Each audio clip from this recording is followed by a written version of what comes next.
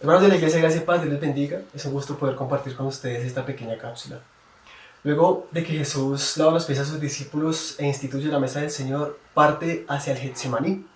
Y dejando a sus discípulos a un lado, Él ingresa a la comunión con el Padre, ingresa a orar personalmente con el Padre.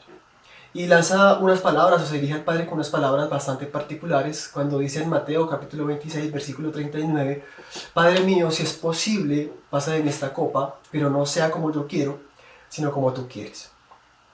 Evidentemente, Jesús estaba siendo puesto a prueba, su humanidad estaba angustiada, estaba aterrorizada, estaba afligida, había un aire de desasosiego en su vida por aquello que le iba a sobrevenir luego de que saliera del Getsemaní.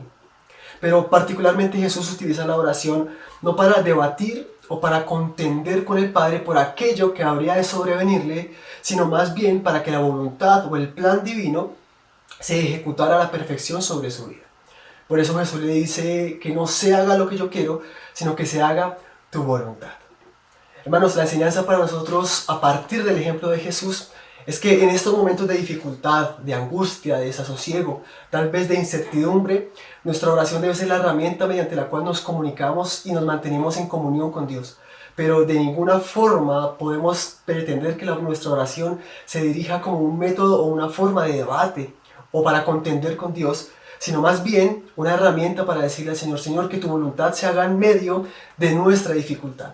Porque sabemos nosotros que tu voluntad es buena, es agradable y es perfecta.